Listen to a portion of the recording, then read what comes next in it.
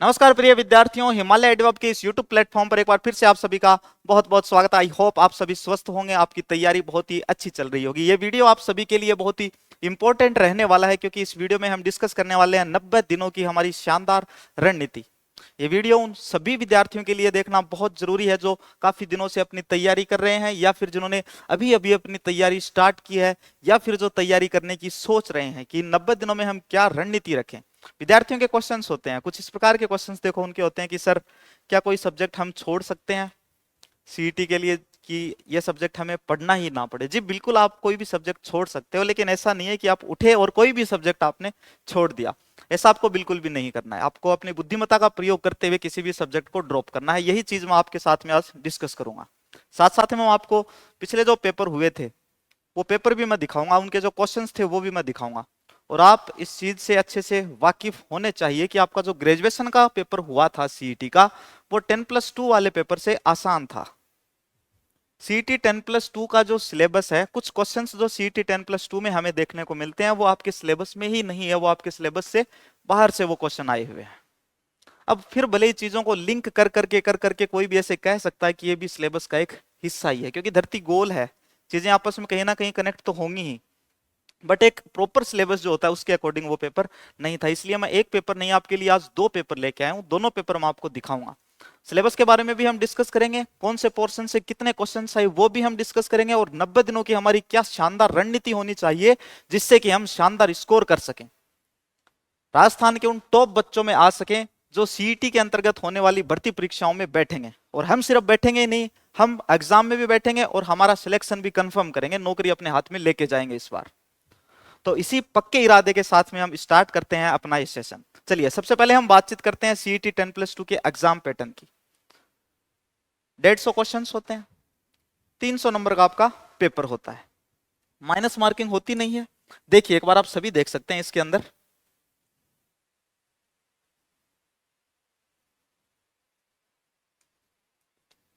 देखिए परीक्षा की स्कीम देख सकते हैं। 150 क्वेश्चन है, 300 नंबर, 3 घंटे का आपका पेपर, और नेगेटिव मार्किंग आपके होती नहीं है, मतलब माइनस मार्किंग नहीं होती चाहे आप क्वेश्चन गलत कर दो। अब अगर हम सिलेबस की बातचीत करें तो देखो ग्रेजुएशन के अंदर इंडियन हिस्ट्री है, बट यहां हमें इंडियन हिस्ट्री देखने को नहीं मिलती है। देखिए एक बार हम सारी चीजें देखते हैं। पहला पॉइंट है इसमें राजस्थान का इतिहास, कला, संस्कृति, साहित्य, परंपरा और विरासत। ये टॉपिक ग्रेजुएशन में भी है। खैर चलिए आज अपन सिर्फ 10+2 की ही बात करेंगे, ग्रेजुएशन से हम इसको बिल्कुल भी कंपेयर नहीं करेंगे। तो अगर मैं बातचीत करूं कि Rajasthan history, art and culture से दो पेपर की मैं बातचीत करूंगा। एक तो पेपर कोड है 134A और एक है 134B। एकदम सटीक डेटा मैं आपके लिए लेके आया हूं, ध्यान से देखिएगा। 134A जो है, इस पोर्शन से कितने क्वेश्चन आए मैं आपको बताऊंगा, हिस्ट्री से कितने क्वेश्चन आए और आर्ट एंड कल्चर से कितने क्वेश्चन आए। ए के अंदर हिस्ट्री से जो क्वेश्चन आए हैं वो आए हैं 6, आर्ट एंड कल्चर से क्वेश्चन आए हैं 11, और 134B में हिस्ट्री से क्वेश्चन आए हैं 5, आर्ट एंड कल्चर से क्वेश्चन आए हैं 12। हालांकि 4 पेपर और हैं, 134C, डी, ई और एफ। अगर मैं ये 4 पेपर और आपके सामने लेके आता तो कोई तुक वाली बात नहीं थी, फालतू में आपका समय ही खराब होता, वीडियो काफी लंबा हो जाता। इसलिए मैं सिर्फ 2 पेपर के आधार पर ही आपकी पूरी रणनीति में आपको बता दूंगा। हालांकि ये चारों जो बचे हुए पेपर हैं इनमें भी जिस प्रकार से क्वेश्चन ए के और बी के अंदर आए हैं, जो रेशियो रहा है क्वेश्चंस का सब्जेक्ट के प्रति, ठीक उसी प्रकार से सी, डी, ई और एफ के अंदर भी रहा है। तो अगर हम देखें यहां से history, history, art and culture, art and culture, आप इस पोर्शन पे थोड़ा कम ध्यान देके आप इस पोर्शन पे ज्यादा ध्यान दें। और आर्ट एंड कल्चर के अगर आपको क्वेश्चन मैक्सिमम सही करने हैं तो आप कोई भी एक टॉपिक आर्ट एंड कल्चर का पढ़ लें। जैसे आप एक कोई भी टॉपिक उठा लें, आप राजस्थान के नृत्य उठा लें,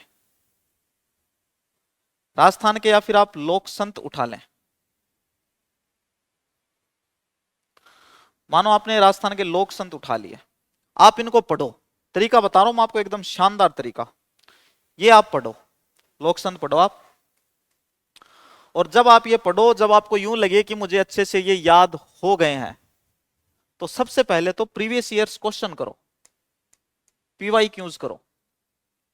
उसके बाद में प्रीवियस ईयर में किसी भी एग्जाम में, राजस्थान की किसी भी एग्जाम में जहां ये टॉपिक है लोकसंत, कोई भी बुक आती होगी जिसमें सारे के सारे क्वेश्चंस आ रहे होंगे, ऐसी आप कोई भी एक बुक ले आए, उससे प्रीवियस ईयर के क्वेश्चंस करें खूब सारे। चलिए, अब प्रीवियस ईयर के क्वेश्चंस तो आपने कर लिए, उसके अकॉर्डिंग तो आपने पढ़ाई कर ली। देखो ग्रेजुएशन के अंदर अकेले प्रीवियस ईयर के अगर आप क्वेश्चंस करते हो, क्योंकि ग्रेजुएशन का पेपर जो था, पेपर की प्रकृति इसी प्रकार की थी, हमने डिस्कस भी किया था रिसेंटली, उस पेपर का नेचर ऐसा था कि आप प्रीवियस ईयर के क्वेश्चंस करके आराम से ग्रेजुएशन में अच्छे मार्क्स हासिल कर सकते हैं, लेकिन आप यहां ऐसा नहीं कर सकते। अकेले प्रीवियस ईयर क्वेश्चन से आपका काम सच में नहीं चलेगा। यहां पर आपको जरूरी है कि कुछ नए क्वेश्चंस भी आप करो। इसके लिए आपके लिए सबसे ज्यादा जरूरी चीज रहती है भाई कि आप एक अच्छी सी टेस्ट सीरीज ज्वाइन करो, एक बढ़िया टेस्ट सीरीज ज्वाइन करो जहां आपको अच्छे अच्छे नए नए क्वेश्चंस देखने को मिले। ऐसी एक टेस्ट सीरीज ज्वाइन करो। हिमालय एडीवेब की टीम के द्वारा एक टेस्ट सीरीज संचालित की जा रही है। हमारी टेस्ट सीरीज चल रही है CET 10+2 और ग्रेजुएशन। वीडियो के डिस्क्रिप्शन के अंदर आपको एक मोबाइल नंबर दिया हुआ है, आप उस पर कॉल करके टेस्ट सीरीज बाई कर सकते हैं। ये ऑनलाइन होने के साथ में ये टेस्ट सीरीज ऑफलाइन भी है। आप प्रत्येक संडे हमारे सेंटर पे आके भी अपनी ये टेस्ट सीरीज दे सकते हैं। इस टेस्ट सीरीज के अंदर आपको बहुत सारे नए नए क्वेश्चंस मिलेंगे, न्यू क्वेश्चंस मिलेंगे। इसके अलावा आपका जो टॉपिक होगा, उस टॉपिक को हम पूरा कवर करते हैं टेस्ट के अंदर। आपका कोई भी टॉपिक होगा उसको कंप्लीटली हम कवर करते हैं। हमारे एक क्वेश्चन के अंदर 3-3 4-4 क्वेश्चंस छुपे हुए होते हैं। तो एक बार आप टेस्ट सीरीज देने जरूर आए। एक टेस्ट की आपकी कोई फीस नहीं, आप ऐसे ही आए, टेस्ट जरूर देके जाएं। आप जब टेस्ट दोगे तब आपको पता लगेगा टेस्ट सीरीज की महत्ता। और टेस्ट सीरीज आपके लिए किस प्रकार सहायक होती है, देखो मैं प्रैक्टिकल व्यवहारिक बातें मैं आपको बता रहा हूं, मेरी बात सुनो। जैसे आपने मंडे टू सैटरडे कुछ पढ़ा, मंडे से लेकर सैटरडे तक आपने कुछ भी पढ़ा, अगर संडे को आपके उस मैटर का एक टेस्ट हो जाए तो आप खुद को एनालाइज कर पाएंगे, खुद का एनालिसिस कर पाएंगे आप कि जो चीजें आपने पढ़ी हैं वो आपके लिए वाकई में प्रोडक्टिव रही हैं कि नहीं रही हैं। ये चीज टेस्ट सीरीज बताती है। इसलिए आप टेस्ट सीरीज जरूर दें, निश्चित रूप से आपको टेस्ट सीरीज देनी चाहिए। अभी 90 दिन आपकी एग्जाम के अंदर है। अगर आप में कोई कमी होगी, कोई इसी टॉपिक को लेके कोई कमी होगी, तो आप वो कमी दूर कर पाएंगे टेस्ट सीरीज के ही माध्यम से। इसके अलावा हमारी ऑनलाइन क्लासेस भी चल रही हैं हमारे इस यूट्यूब चैनल पे। रेगुलर ऑनलाइन लाइव क्लासेस रहती हैं, हमारी ऐप पे रहती हैं। आप ऐप डाउनलोड कर लें, वहां से आप रेगुलर क्लासेस में आए। चलिए अपन फिर से अपने टॉपिक पे चलते हैं। ये तो देखो हिस्ट्री और कल्चर वाला पोर्शन जो है मैंने बता दिया आपको।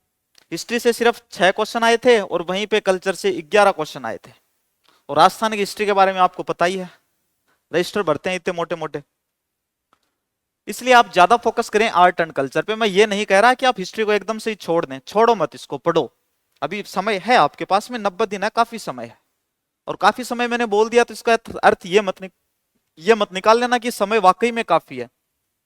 इस चक्कर में समय निकलता जाएगा, फिर लास्ट में 1 महीना बचेगा, तब यूं बोलोगे सर इंपॉर्टेंट इंपॉर्टेंट जो उस पर टिक लगा दो, है कि नहीं।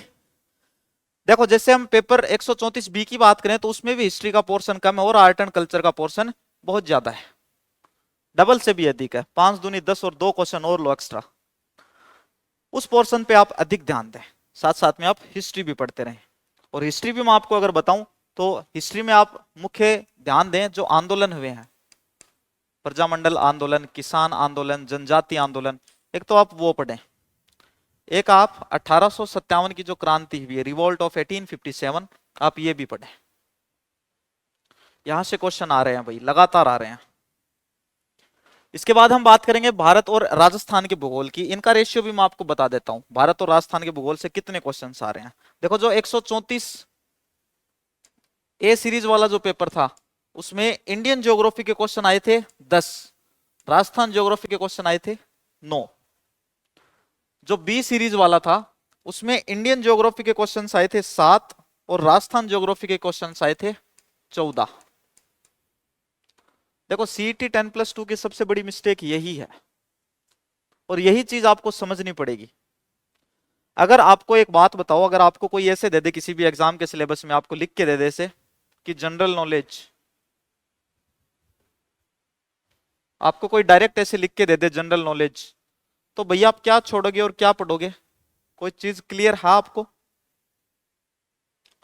कोई भी चीज क्लियर नहीं है। एग्जाम का देखो सही तरीका होता है एक, इस पोर्शन से इतने क्वेश्चन आएंगे, इस पोर्शन से इतने क्वेश्चन आएंगे, इस तरीके से स्टूडेंट जो है वो खुद को प्रिपेयर करता है सब्जेक्ट वाइज।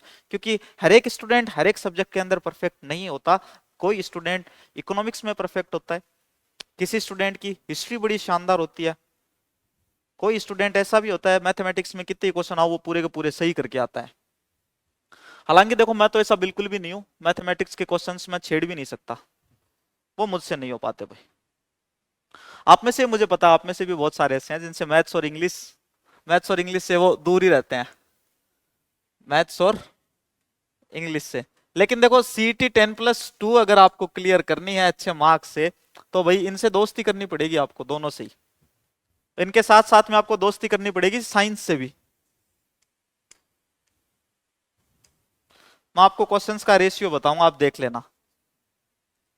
तो भारत और राजस्थान का भूगोल है। एक चीज और बताता हूं आपको, भारत और राजस्थान के भूगोल के जो आपको टॉपिक दे रखे हैं, इनमें जो राजस्थान ज्योग्राफी जो है, राजस्थान ज्योग्राफी के वही टॉपिक है जो आपके ग्रेजुएशन के सिलेबस के अंदर दिए हुए हैं। बट अगर हम क्वेश्चंस की बात करें, जो राजस्थान ज्योग्राफी से क्वेश्चंस आए हैं 10+2 के अंदर, वो वाकई में जो ग्रेजुएशन के अंदर क्वेश्चंस आए हैं उनसे बहुत ज्यादा हार्ड है इसमें। इसीलिए मैं आपको कह रहा हूं आप सिर्फ 10+2 के लिए PYQs पर ही डिपेंड ना रहें, आप टेस्ट सीरीज जरूर दें, आप टेस्ट सीरीज जरूर दें। हम आपको टेस्ट सीरीज का एक परफेक्ट शेड्यूल देंगे, उसी शेड्यूल के अकॉर्डिंग आपके टेस्ट होंगे, मैक्सिमम आप टेस्ट दें।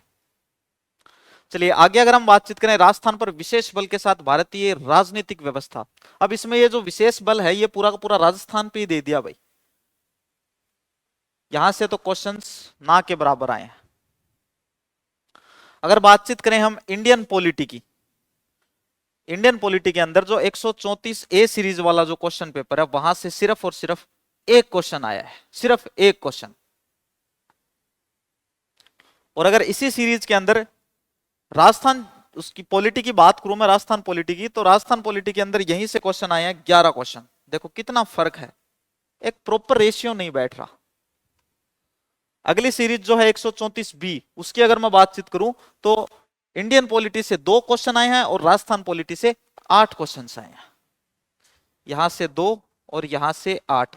तो वो प्यारे जो विद्यार्थी ऐसे क्वेश्चंस करते हैं कि सर कौन सी चीज हम छोड़ें, तो ये छोड़ दो, 10+2 के लिए ये आप छोड़ सकते हैं।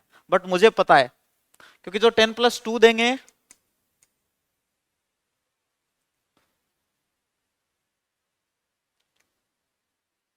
ग्रेजुएशन और 10+2, जिन बच्चों ने ग्रेजुएशन कर रखी है वो दोनों एग्जाम देंगे, और जो ग्रेजुएशन वाली एग्जाम देंगे उनको तो इंडियन पॉलिटी पढ़नी पड़ेगी। एक ये जो विद्यार्थी जो ग्रेजुएशन की तैयारी कर रहे हैं और ग्रेजुएशन के एग्जाम के 1 महीने बाद में जिनकी 10+2 वाली एग्जाम है सीईटी की, उनके लिए मैं एक अलग से वीडियो लेके आऊंगा। क्योंकि वहां मुझे पता है कि आपने ग्रेजुएशन में कौन कौन सी चीजें पढ़ी हैं, कौन कौन सी नहीं पढ़ी हैं, और अब सीईटी के अंदर आपको 10+2 वाली एग्जाम में 1 महीने के अंदर आपको क्या क्या पढ़ना है, 30 दिनों की एक शानदार रणनीति भी मैं आपको जरूर बताऊंगा। चैनल को जरूर आप सब्सक्राइब कर देंगे। और ये चीज मैंने आपको रिसेंटली बताई भी थी एक वीडियो के अंदर। देखो पॉलिटी के अंदर जो आयोग है, आयोग तो भाई मत छोड़ो, जैसे ज्योग्राफी के अंदर जनसंख्या को नहीं छोड़ते, उसी प्रकार से पॉलिटी के अंदर जितने भी कमीशन है, आयोग है, मानवाधिकार आयोग है, सूचना आयोग है, निर्वाचन आयोग है, इनको आप किसी भी हाल में ना छोड़ें। देखो इसमें तो जनसंख्या सेंसस 2011 वाली जनसंख्या हर एग्जाम में क्वेश्चन आता है, 10+2 में भी आया है, ग्रेजुएशन में भी आया है, पटवार में भी आता है, वीडियो में भी आता है, एलडीसी में, हर एग्जाम में आएगा यहां से क्वेश्चन, तैयार रहना। इसमें पॉलिटी के अंदर एक तो राज्यपाल जी महोदय को बिल्कुल भी ना छोड़ें। एक जो आयोग है, कौन से आयोग के अंदर कितने मेंबर होते हैं, और कब से कब तक की उनकी कार्यावधि रहती है, ये सारी चीजें आप याद करेंगे। और वर्तमान में उस आयोग के अध्यक्ष कौन है, ये सारी चीजें आपको याद करनी है। आयोग की अगर देखें इनमें तो मानवाधिकार आयोग, सूचना आयोग है, निर्वाचन आयोग है, अपने आरपीएससी है, ये सारे के सारे आपको याद करने हैं। और 10+2 में क्वेश्चन आया भाई, दोनों पेपर के अंदर मैंने क्वेश्चंस देखे थे, पंचायती राज से क्वेश्चन आया दोनों में, तो इस पे भी आप ज्यादा फोकस करेंगे, राजस्थान में पंचायती राज। अगले टॉपिक देखते हैं। फिर देखें राजस्थान की इको। तो देखो राजस्थान की इको का अगर आप थोड़ा सा सिलेबस देखोगे तो आपको यूं लगेगा कि ये चीजें तो हम ज्योग्राफी में पढ़ते हैं। देखो आप फसलें पढ़ लेते हो, कृषि आधारित उद्योग पढ़ लेते हो, सिंचाई परियोजनाएं पढ़ते हो आईजीएनपी इंदिरा गांधी, हस्तशिल्प उद्योग, सूखा और अकाल भी पढ़ लेते हैं आप। मनरेगा तो चलो ये आप अपनी इको सर्वे से पढ़ लेंगे। इसके बाद में अगर हम देखें ऊर्जा के विभिन्न स्रोत, जल विद्युत तापीय अणु पवन सौर ऊर्जा, ये सारे के सारे आप ज्योग्राफी में भी पढ़ लेते हो और साथ में आपको इकोनॉमिक सर्वे में भी ये चीजें पढ़ने को मिल जाती हैं। अगर इको की बात करें, राजस्थान इको की, तो इको में ए सीरीज वाले पेपर में कितने क्वेश्चंस आए थे और बी सीरीज वाले पेपर में कितने क्वेश्चंस आए थे, ये भी मैं आपको बता देता हूं। देखिए इको के अंदर ए में भी 5 क्वेश्चंस, मतलब यहां मेरे को मामला फिक्स दिख रहा है कि इको से इनको 5 ही क्वेश्चन देने हैं, मतलब 10 नंबर का पोर्शन है अपना इको वाला। ये इतना बड़ा पोर्शन है इको वाला, इतना बड़ा मतलब इतना बड़ा नहीं है, छोटा ही है, ज्यादा बड़ा नहीं है। कहीं तुम ये भी सोच लो कि अच्छा 5 ही क्वेश्चन, अब तो सर जल्दी से बोलने वाले हैं कि ये वाला भी छोड़ दो। नहीं भाई नहीं, ये बिल्कुल ही नहीं छोड़ना है, क्योंकि इसमें बहुत सारे टॉपिक अपने ज्योग्राफी वाले भी तो हैं। ज्योग्राफी भी तैयारी, क्या पता यहाँ से क्वेश्चन ज्योग्राफी के अंदर मेंशन कर दें। पिछली बार जितने ज्योग्राफी में क्वेश्चन आए थे, क्या पता अब की बार वो क्वेश्चन ज्यादा हो जाएं, है कि नहीं। तो अपने को ये वाला पोर्शन नहीं छोड़ना। अब आपकी 10+2 के लिए ये है आपके लिए भाई अमृत। अगर पिछले वाले पेपर देखें तो साइंस जो है अच्छे से रट लो, एक भी टॉपिक मत छोड़ो। एक चीज और बताऊं मैं आपको, एनसीईआरटी जो है ना अपनी 9th क्लास की और 10th क्लास की, उसमें टॉपिक मिल जाएंगे, ये याद कर लेना, ढंग से याद कर लेना। भौतिक एवं रासायनिक परिवर्तन, ऑक्सीकरणों, अपचयन अभिक्रियाएं, oxidation and reduction reactions, catalyst वगैरह, ये सारे टॉपिक आपको मिल जाएंगे। और साइंस के अगर मैं क्वेश्चंस की बात करूं तो जो ए सीरीज वाला पेपर है, अकेले साइंस से 23 क्वेश्चंस, बी सीरीज वाला पेपर है, अकेली साइंस से 20 क्वेश्चंस। ये है साइंस के क्वेश्चंस।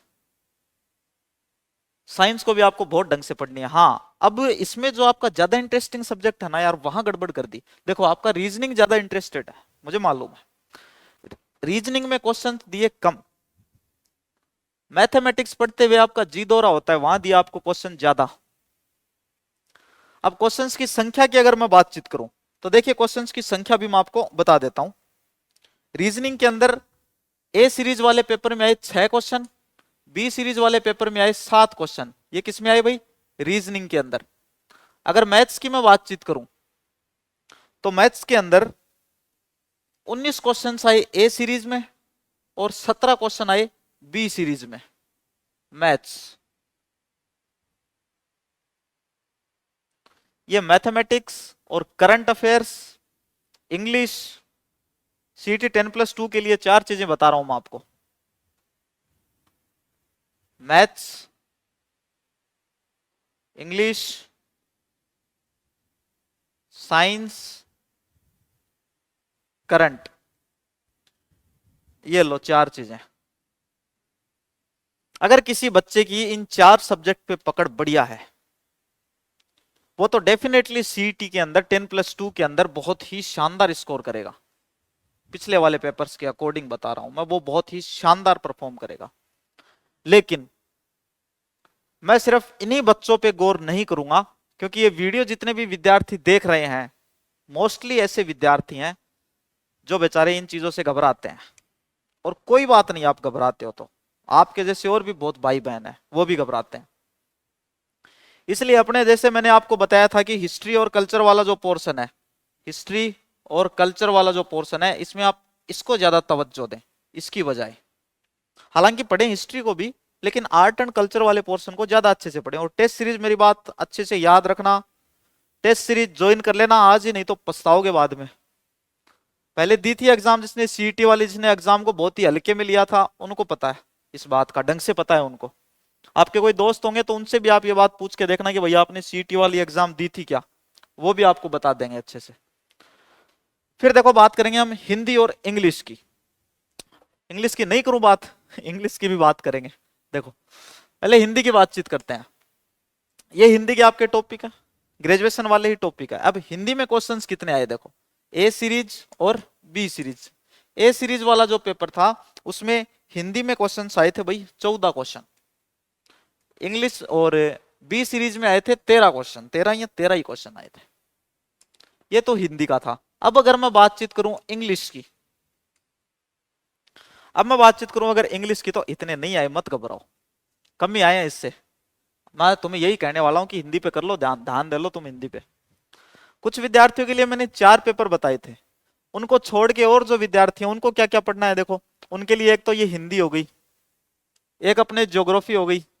अब देखो करंट अफेयर्स तो सभी पढ़ सकते हो यार, रेगुलर करंट अफेयर्स अभी से पढ़ना स्टार्ट कर दो। करंट अफेयर की जरूर आप कोई क्रोनोलॉजी ले आओ, वहां से करंट अफेयर जरूर पढ़ो। और सबसे बढ़िया चीज तो टेस्ट सीरीज ज्वाइन करो, आप कोई दिक्कत ही नहीं है फिर।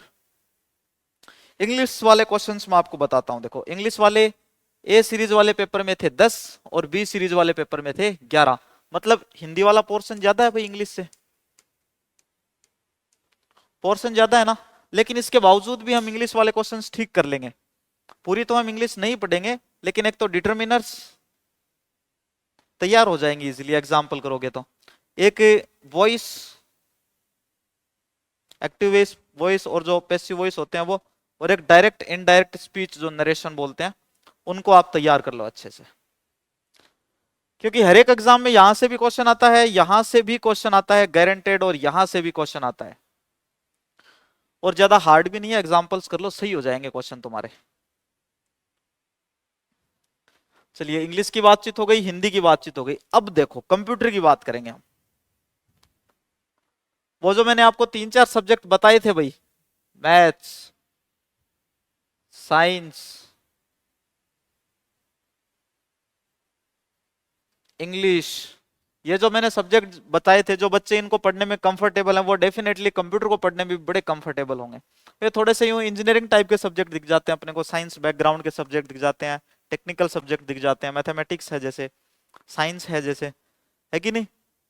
तो उन बच्चों को कंप्यूटर पढ़ने में हालांकि मजा आ सकता है, लेकिन कंप्यूटर से जो क्वेश्चंस आए थे 10+2 के अंदर, वो वाकई में ग्रेजुएशन में जो क्वेश्चंस आए थे उनसे बहुत हार्ड थे। हार्ड भी थे, और साथ साथ में कंप्यूटर्स वाले जो कंप्यूटर के जो क्वेश्चन आए थे उनकी संख्या भी बहुत ज्यादा थी। ग्रेजुएशन का जो पेपर था उसमें तो, जो मैंने आपके साथ डिस्कशन किया था उस वीडियो के अंदर, मैंने आपको सीधा सीधा मना कर दिया था कि ग्रेजुएशन के लिए तो इसको पढ़ो ही मत, इसको छोड़ दो, छेड़ो ही मत इसको। लेकिन भाई साहब यहां आपको पढ़ना पड़ेगा, ये डेफिनेटली आपको कंप्यूटर पढ़ना पड़ेगा। कंप्यूटर के क्वेश्चंस मैं आपको बता देता हूं। देखो एक पेपर के अंदर तो 12 क्वेश्चंस आए थे, और एक में 11 क्वेश्चंस आए थे। 11-12 11-12 यही रेशियो चला था कंप्यूटर का 10+2 वाले पेपर के अंदर। और अगर करंट की बातचीत करूं, ये करंट वाला रहा, एक में 16 आए थे, एक में 15 आए थे, और यही 15-16 क्वेश्चन जो है ये चले थे बचे हुए चारों पेपर्स के अंदर भी। और बाकी करंट के क्वेश्चंस की भी अगर मैं बातचीत करूं, तो करंट के क्वेश्चंस देखो, पहली बात तो ये कि इनमें एक तो आपकी योजनाएं थी, और राष्ट्रीय समसामयिकी का करंट था, नेशनल लेवल का करंट था आपका करंट अफेयर्स के अंदर। 15-16 क्वेश्चंस मायने रखते हैं। अब चलो अपन थोड़ा सा वो पेपर देख लेते हैं एक बार, वीडियो काफी लंबा हो गया, फिर भी चलो एक बार हम थोड़ा सा ये पेपर जरूर देख लेंगे। मैं आपको सामने 3-4 क्वेश्चन ही लेके आऊंगा, ज्यादा नहीं, अपन 1-2 स्लाइड देख लेंगे।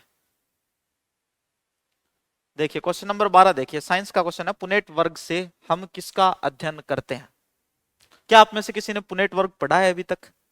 चलो पढ़ा है, बहुत अच्छी बात है। नहीं पढ़ा तो कोई बात नहीं, आप प्रीवियस ईयर के क्वेश्चन पेपर सोल्व करोगे तो आपको जरूर पता लग जाएगा।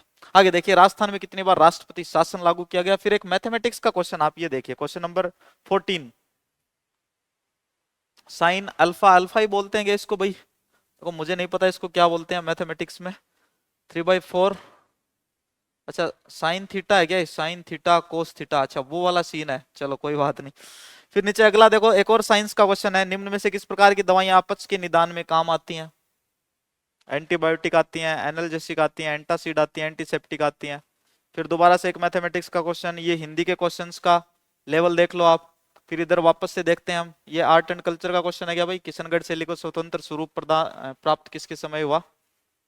इसके बाद में राजस्थान का पहला कोयला आधारित उत्पादन संयंत्र। उसके बाद शिला देवी का मंदिर, आर्ट एंड कल्चर से राजस्थान में पंचायती राज व्यवस्था का शुभारंभ, पंचायती राज वाला बताया था मैंने आपको, पंचायती राज से क्वेश्चन आता है भाई, आता है आता है। तो 10+2 के लिए पंचायती राज वाले पोर्शन में से कुछ मत छोड़ना आप। देखो एक तो ये पेपर था, एक पेपर और मैं आपको वो भी दिखाता हूँ, रुको। ये तो 134 ए वाला था, अब अपन देखेंगे 134 बी वाला पेपर, ये रहा 134 बी। एक बार अपन ये वाला और देखेंगे, थोड़ा सा एक जैसे ही हैं दोनों, ऐसे लगता है जुड़वा भाई हो जैसे। यहां से देख लेते हैं, शुरू से देख लेते हैं अपन 5-7 क्वेश्चन। आरच कारक एक प्रतिजन है जो कि किसकी तरह पर, किसकी सतह पर स्थित होता है, ये क्वेश्चन हो गया। दूसरा है आपका question, when the system input process and output are known with certainly such system is called, ये कंप्यूटर से हो गया आपका क्वेश्चन। फिर इधर देख लो एक बार आप, आरएनए, ये साइंस का क्वेश्चन है। The difference between sugar molecules of DNA and RNA is absence of oxygen at 2 degree Celsius है क्या भाई, कार्बन है क्या? जो भी होगा आप साइंस वाले जानो इस चीज को। विच of the following bird is linked with phosphorus cycle, बताओ पक्षी फॉस्फोरस चक्र की एक कड़ी कौन सी है? Any kind of letter generally ends with, ये इंग्लिश का क्वेश्चन आ गया। Which of the following is not one of power point view, computer का क्वेश्चन आ गया। इधर देखिए परिपत्र सर्कुलर का क्या अर्थ होता है। फिर the area of an equilateral triangle is, और इसका पेरीमीटर पूछा है। समबाहु त्रिभुज का क्षेत्रफल दिया हुआ है आपको, और क्या पूछा है, इसका परिमाप पूछा है। फिर देखो आगे अगला क्वेश्चन देखो, रूमेटॉइड आर्थराइटिस एक कैसा रोग है भाई, एक ये क्वेश्चन आ गया साइंस का। तो आप क्वेश्चन पेपर को आप देख के थोड़ा सा अंदाजा लगा सकते हैं। मैंने आपको ग्रेजुएशन वाला पेपर भी दिखाया था, मैंने आपको 10+2 वाला पेपर भी दिखा दिया है। फिर से हम लौट के एक बार अपनी स्लाइड्स पे आते हैं, और यहाँ पे मैं एक नई स्लाइड आपके लिए ऐड करता हूँ। अब इस वीडियो का एक कंक्लूजन मैं आपको बताता हूँ, 10+2 के लिए मैं आपको बताता हूँ। देखो 10+2 के लिए मैं आपको 2 सेक्शंस बना के दूंगा। इस सेक्शन में मैं लिखूंगा मैथ्स, इधर मैं लिखूंगा रीजनिंग। मैं दोनों चीजें बताऊंगा, आप टेंशन ना लें, बिल्कुल भी फिक्र ना करें, ठीक है। इस साइड में लिखूंगा आर्ट एंड कल्चर, एक मैं इधर लिखूंगा राजस्थान ज्योग्राफी,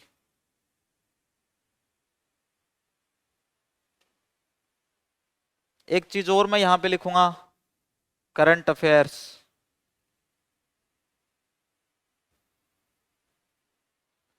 एक चीज और इधर आएगी हिंदी। अब देखो इधर मैं क्या क्या लिखता हूं, एक मैंने इधर मैथ्स लिख दिया, इंग्लिश, साइंस। साइंस तो भाई इधर वालों को भी पढ़नी है, साइंस के बिना काम नहीं चलेगा 10+2 के अंदर, ये रियल फैक्ट है।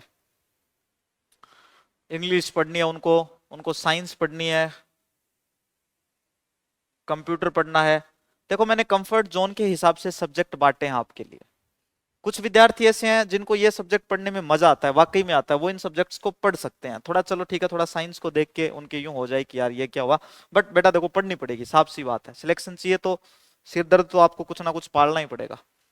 कुछ विद्यार्थी मैथ्स में इंटरेस्टेड है, इंग्लिश में इंटरेस्टेड है, साइंस अच्छी लगती है, कंप्यूटर अच्छा लगता है, और इनका अच्छा खासा पोर्शन भी है। और साथ में आप भी यहाँ पे ऐड करेंगे करंट अफेयर्स।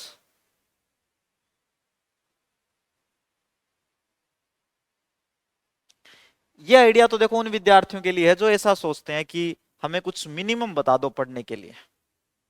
अब कुछ ऐसे विद्यार्थी भी हैं जो काफी दिनों से तैयारी कर रहे हैं, वो कह रहे हैं कि हम किन पे ज्यादा फोकस करें। तो इस बोर्ड के ऊपर जितने भी सब्जेक्ट फिलहाल लिखे गए हैं आप इन पे अच्छे से फोकस कर लें। राजस्थान पॉलिटी के कुछ टॉपिक मैंने आपको जैसे बताए हैं, राजस्थान के जो प्रमुख आयोग हैं आप वो पढ़ लें, आप राज्यपाल पढ़ लें और पंचायती राज पढ़ लें। राजस्थान पॉलिटी से आप ये टॉपिक 100% पढ़ लें। उसके बाद अगर मैं आपको राजस्थान हिस्ट्री के कुछ टॉपिक बताऊं, जैसा मैंने पहले भी आपको बता चुका हूं, रिवोल्ट ऑफ 1857, फिर राजस्थान के जो प्रमुख आंदोलन है उनको पढ़ोगे, चाहे वो प्रजामंडल आंदोलन। हाँ, एक चीज मैंने मिस कर दी भाई, एक इंटीग्रेशन जो है राजस्थान का, एकीकरण। एकीकरण जो है, इसके जो 7 चरण है, वो 7 चरण आप अच्छे से तैयार कर लेंगे। ज्यादा बड़ा टॉपिक नहीं है भाई, 2-1 घंटे में तैयार हो जाएगा आपका एकीकरण, 2 घंटे 3 घंटे मैक्सिमम मान के चलो। आंदोलन, हंसी खुशी में आंदोलन भी तैयार हो जाएगा भाई। जहां पे आप लोग राजवंश तैयार करोगे इतने सारे, वहां पे अगर आप राजस्थान की मॉडर्न हिस्ट्री पे थोड़ा ध्यान दोगे, क्योंकि मॉडर्न हिस्ट्री से क्वेश्चन ग्रेजुएशन में भी वहीं से आ रहे हैं क्वेश्चन, और 10+2 के अंदर भी वहीं से क्वेश्चन आ रहे हैं। तो राजस्थान हिस्ट्री अगर आप पढ़ो तो आपका मेनली फोकस होना चाहिए मॉडर्न राजस्थान की हिस्ट्री के ऊपर। और आपकी एग्जाम से पहले मैं आपके लिए इस प्रकार के कुछ सेशंस लाता रहूंगा, आप बिल्कुल भी फिक्र ना करें। चैनल को जरूर सब्सक्राइब कर दें, आप हमारी ऐप जरूर डाउनलोड कर लें। वहां पे सीईटी 10+2, सीईटी ग्रेजुएशन, पटवार फाउंडेशन बैच कंप्लीटली फ्री है आप सभी के लिए। 1 अगस्त इसकी डेडलाइन है, 1 अगस्त से पहले पहले आप इसे डाउनलोड कर लें। सारा कोर्स आपको फ्री में मिलेगा। 2 अगस्त से वही कोर्स पेड हो जाएगा, फिर उसको खरीदने के लिए आपको पे करना पड़ेगा। फिलहाल वो कोर्स आप सभी के लिए फ्री ऑफ कॉस्ट है। कब तक है भाई? 1 अगस्त तक वो कोर्स आपके लिए फ्री है। तो जल्दी से ऐप डाउनलोड कर लें। इस वीडियो के डिस्क्रिप्शन में टेलीग्राम चैनल की भी लिंक दी हुई है, जहां पे नए नए क्वेश्चन हम समय समय पर आपके लिए डालते रहते हैं, हर एक सब्जेक्ट से, चाहे ज्योग्राफी हो, चाहे हिस्ट्री हो, चाहे करंट अफेयर्स हो, आर्ट एंड कल्चर हो, साइंस हो, हर प्रकार के क्वेश्चन हम नए वाले क्वेश्चन डालते रहते हैं, ऐसे क्वेश्चन जो बच्चे ने कभी देखे ही ना हो।